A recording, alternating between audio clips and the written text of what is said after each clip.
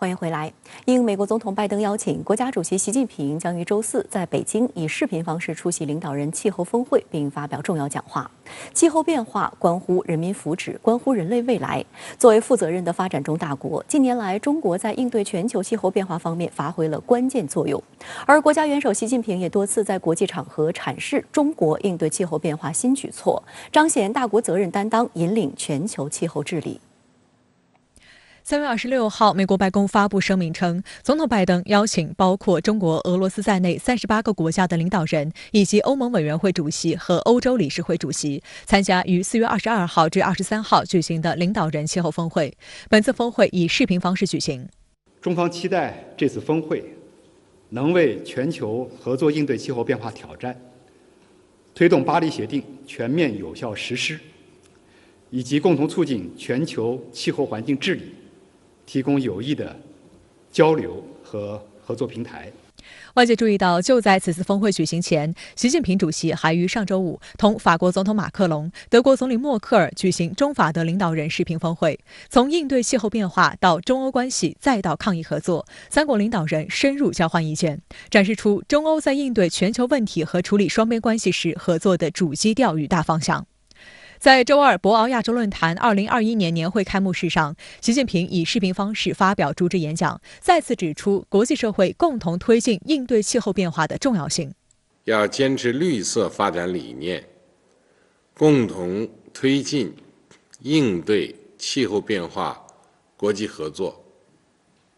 加大落实应对气候变化巴黎协定。近年来，中国积极应对气候变化，推动绿色低碳发展，在应对全球气候变化方面发挥了关键作用。而国家最高领导人习近平也多次在国际场合郑重承诺，彰显中国积极应对气候变化的雄心和决心。去年9月22号，习近平在第75届联合国大会一般性辩论上，首次向全世界郑重宣布了中国碳中和目标。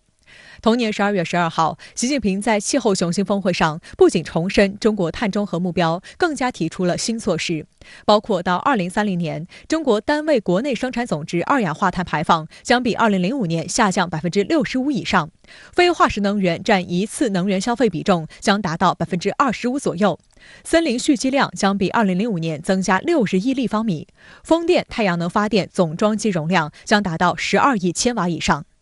力争2030年前二氧化碳排放达到峰值，努力争取2060年前实现碳中和。中国历来重信守诺，这样的一个目标得到了国际社会的高度的赞誉。中国也希望呢，每个国家，尤其是发达国家，能够承担起自我减排的一系列的任务。中国呢，主动的在为气候变化问题的国际合作在贡献力量，同时呢，也希望呢，通过中方的这种负责任的担当，来推动未来国际社会在气候变化应对的问题上，在应对气候危机的问题上，能够形成更加广泛的合力。实际上，对于在气候变化问题上与美方展开合作，中方一向秉持积极态度。2014年11月 APEC 会议期间，习近平主席与时任美国总统奥巴马发表中美气候变化联合声明，首次公布了各自2020年后的减排目标。2015年9月访美期间，双方共同发表中美元首气候变化联合声明。当年12月12号，巴黎协定在巴黎气候变化大会上通过，并于2016年正式签署。近年来，面对威胁人类未来发展的最严重问题之一，尽管各国都在不断推行低碳经济，特别是中国和欧盟在这方面投入巨大，美国政府却一度成为不安因素。特朗普执政期间公然宣布退出巴黎协定，招致包括欧盟在内的国际社会的强烈不满。直到拜登政府上台后，于今年2月宣布重新加入巴黎协定。上周，作为美国总统气候变化问题特使的约翰·克里访华，双方在上海举行了会谈。会谈结束后，双方发表了联合声明，将联合一致携手解决气候危机，加强巴黎气候协定的实施。首先呢，美国应该看到呢，当今世界是一个多极化的世界，同时呢，也是一个各方关系、各方利益逐渐交融的世界。所以呢，与其说气候变化问题将是撬动中美关系的一个杠杆，不如说呢，气候变化问题是美国进行自我政策反思的一个重要的窗口，会让美国看到更多的自己的问题，会让美国看到与中国之间未来关系发展的大的趋势。拜登政府上任已超过100日。美国《华盛顿邮报》周二报道称，拜登牵头操办这次全球气候峰会，不仅是想打造美国重返世界舞台的形象，还试图在气候变化议题上赢得新的话语权和主导力。